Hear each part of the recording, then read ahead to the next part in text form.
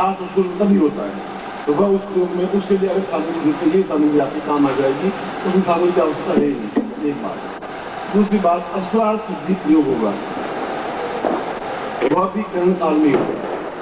और तीसरा जो महत्वपूर्ण प्रयोग होता है, मनोरथ सिद्धि पूर्ण प्रयोग होता है, जो मैं करूंगा व्यक्तिगत रूप से भी, मैं शिष्यों को करवाऊंगा या आपको करवाऊंगा।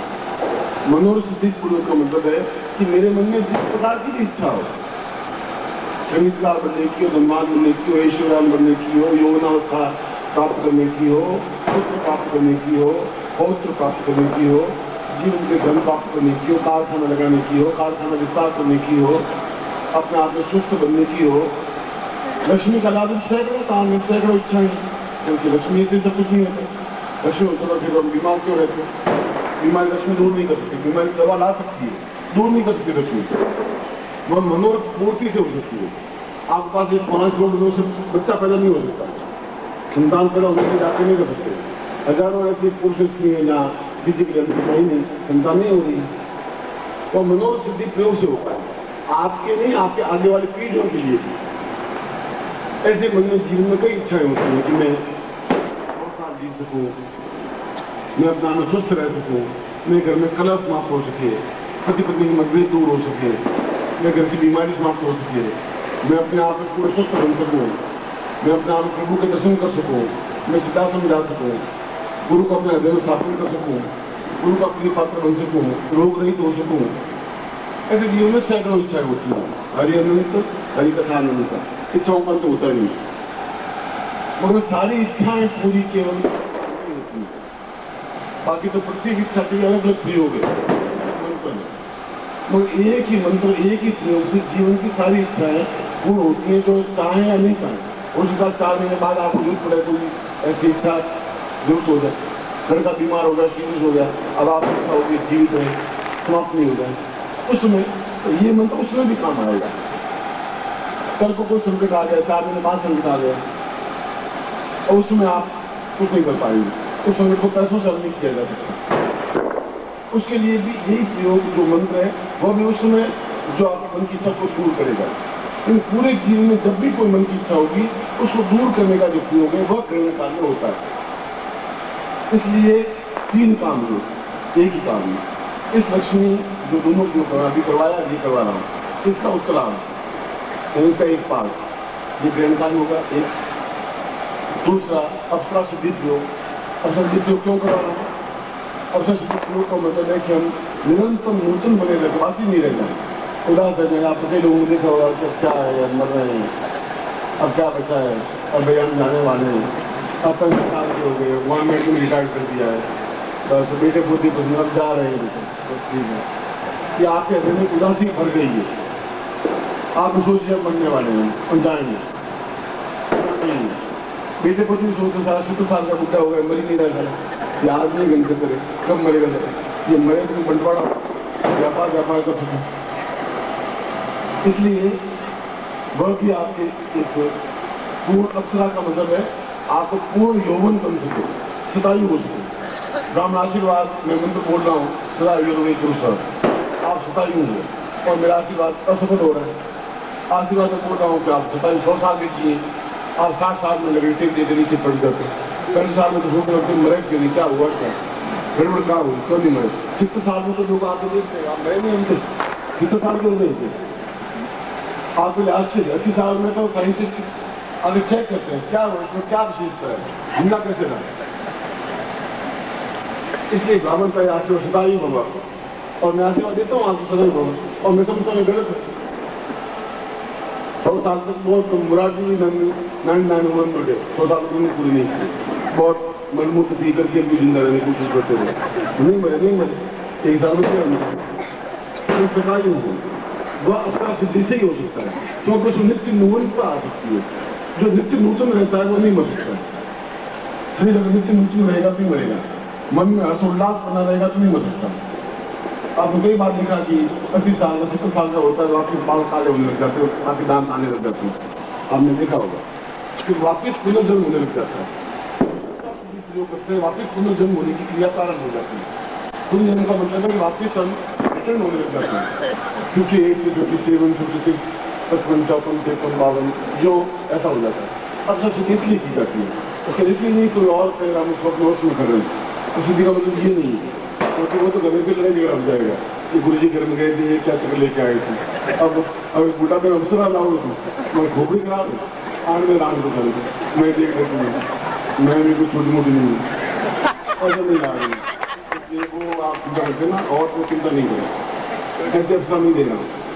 आप खुद ही अपने आप में इतने योग्य बने, अवसर खुद आपको वर्णन करे, अपनी बैठी रहते हैं। इसलिए वह अपने आप में आप दुखी जान नहीं पड़ा।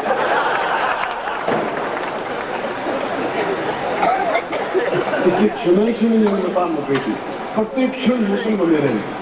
ये क्षण बीता, अगले क्षण में और नवीनता पैदा हुई, हमारे जीवन में नवीनता आ सकी, एक उल्लास आ सका, एक उमंग आ सकी, जोश आ सका, एक पसंद आ सकी, एक चिड़चिड़ाहट आ सकी, गुनगुनाहट आ सकी। यह पुरुषों के लिए, स्त्रियों के लिए, देवताओं के लिए, सबके लिए जब समुद्र मंथन हुआ तो 14 रत्न निकले।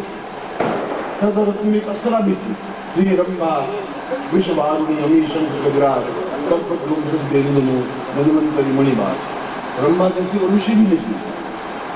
इसलिए ऋषि निकली कि वह व्यक्ति को अपने आप में वृद्धावस्था से यौन अवस्था में परिवर्तित कर सकती है, केवल अप्सरा ही कर सकती है। इसलिए इस मंत्र को ग्रहण काल में संशोधित किया जा सकता है। बाकी तो 5 साल, 10 साल, 20 साल लग जाते हैं तो सिद्ध करने में। चाहने में अच्छा कोई गुरु मिले, बिल्कुल साथ रहे। ग्रहण काल की विशेष इसलिए तो अप्सरा प्रयोग भी है। लक्ष्मी का उत्तरार्ध प्रयोग, अप्सरा प्रयोग, और उसके साथ मनोरथ पूर्ति प्रयोग। मनोरथ पूर्ति का मतलब है आज जो इच्छाएं हो सकती हैं, आने वाले समय में भी कोई इच्छा हो तो पूर्ति हो जाए पहले से, अभाव आवे ही नहीं। फिर अभाव आए, फिर आपकी इच्छा हो, फिर गुरु की बात करो, इससे पहले ही वो अपने आप में फुलफिलमेंट होती है। इसलिए वो तीनों प्रयोग अपने आप में महत्वपूर्ण है। कब हो पाएंगे? ग्रहण काल 7 बजे या 7:30 बजे के आसपास क्या जाएगा, यानी 7 बजे से शुरू होगा, यूँ समझिए 7:15 शुरू होगा, और 9 बजे से पहले को संपन्न कर देगा, 7 से 9 के बीच में। इस बात को आप ध्यान रखें कि सूर्य को नंगी आंखों से आप नहीं देखेंगे, ये मैं आपको हिदायत दे रहा हूँ। क्योंकि कई बार ऐसा होता है कि सूर्य की जो किरण है वो तिरछी पड़ती है। जब तिरछी पड़ती है तो आंखों को एकदम से ज़्यादा लाइट मार के अंधा भी कर देती है। यह वैज्ञानिक स्थिति है और शास्त्र सम्मत भी है। तो यथासंभव आप सूर्य को ग्रहण काल में नहीं देखें, तो देखने को जरूर नहीं है, और आप देखें तो कोई दोष नहीं है, मगर मेरे ख्याल में उसमें आंखों में न्यूनतम कमजोरी ही आती है, जो देखने की जो आवश्यकता नहीं होती। मैं तो आपको सावधान कर रहा हूँ। फिर उसमें लोग देखते हैं, उनको ऐसी कोई प्रोडक्ट नहीं हो जाएगा, मगर देखने से कोई फायदा नहीं है, कोई नुकसान नहीं है, ज़्यादा अच्छा है। आप यहाँ पर शाम को जाकर बैठ जाएँ, गुरु चित्र स्थापन करें और उसकी पूजा करें, पूर्व मंत्र जाप करें, जो मंत्र दिए हैं उसका मंत्र जाप करें, तब तक मैं 7:15 आ ही जाऊँगा। आकर के उस प्रयोग को संपूर्ण करवा दूँगा।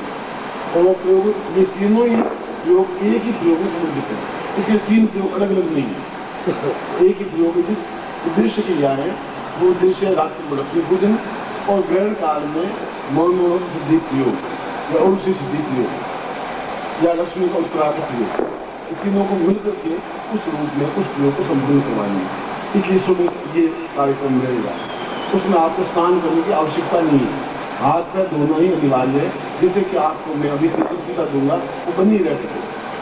नहीं तो फिर पानी से धुलती नहीं है, न्यून हो जाती है। न्यून इसलिए हो जाती है कि पानी इतना शुद्ध होगा नहीं। जूते पहने हुआ व्यक्ति लाया होगा पानी, वो टैंकर में मालूम अच्छा लाया होगा, कैसे जाति का होगा, कैसा टैंकर होगा, बिल्कुल गंगा बैग में स्नान करें, इस जन्म शुद्ध बने ही नहीं। और स्नान करने से आदमी शुद्ध नहीं होता। स्नान करने शुद्ध होता तो मछलियाँ फिर आपसे ज़्यादा शुद्ध होती है, तो कभी स्नान करती रहती है। और स्वर्ग में भी जाओगे तो मछलियाँ मिलेंगी, तो गंगा जी में स्नान करती रहती है। आप तो होंगे कम, मछलियाँ होंगी ज़्यादा, तो वो तो हमेशा गंगा जी में स्नान करती रहती है। तो गंगा जी में स्नान करने से कोई स्वर्ग में नहीं जाता आदमी, स्वर्ग में भी मंत्रों के माध्यम से ही जा सकता है। मंत्राधिनाश नहीं होता है। उसके बाद योग जो संपन्न हो जाए तो फिर आप आराम से स्नान करें, और स्नान करने के बाद में फिर मैं आपको बुलाऊंगा फिर एक योग है, उस योग को संतुलित करवाऊंगा, फिर आपको विदाई दे देंगे। फिर आपकी जो भी गाड़ी 12 बजे मिले, शाम को मिले, कल मिले, पता मिले, जैसा मिले इस पारे को इस प्रकार से दोनों को साथ में करवा दूंगा। या ये प्रयोग करवाऊंगा, बीच में 1 घंटे का विश्राम दे दूंगा, फिर आपके लोगों को दूसरे प्रयोग को भी संतुलित करवा दूंगा, एक साथ विदाई दे दूंगा। स्नान इतना अधिक महत्वपूर्ण नहीं है।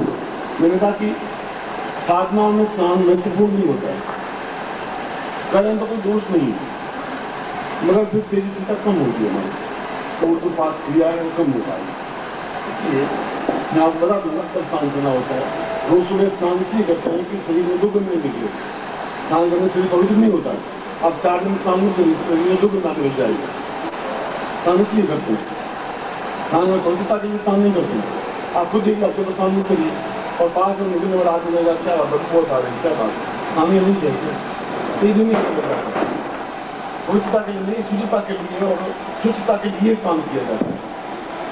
इसलिए उच्च कोटि के योगी, उच्च कोटि के महात्मा, उच्च सन्यासी, उच्च कोटि के साधक स्नान, मंत्र स्नान नहीं करते हैं, मोटा विधान से करें।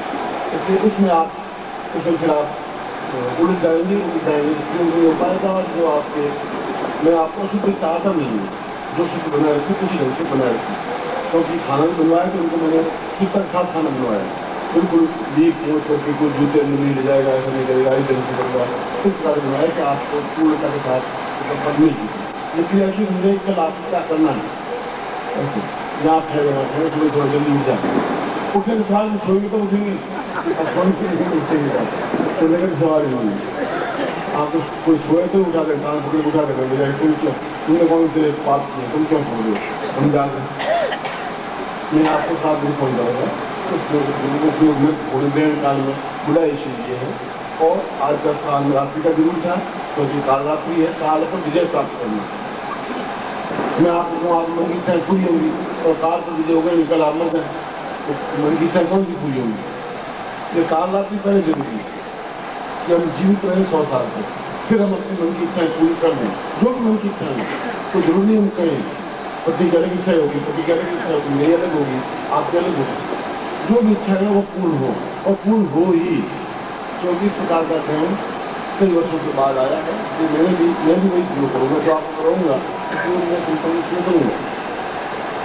इसके अलावा कुछ प्रयोग होंगे और मेरी इच्छा अलग है, मैं तो आपको बताऊँगा तो आप कैसे करेंगे, क्या करेंगे। बहुत ज़्यादा जिस उद्देश्य का है वो उद्देश्य पूरा करेंगे, ना कि बहुत ज़्यादा करेंगे।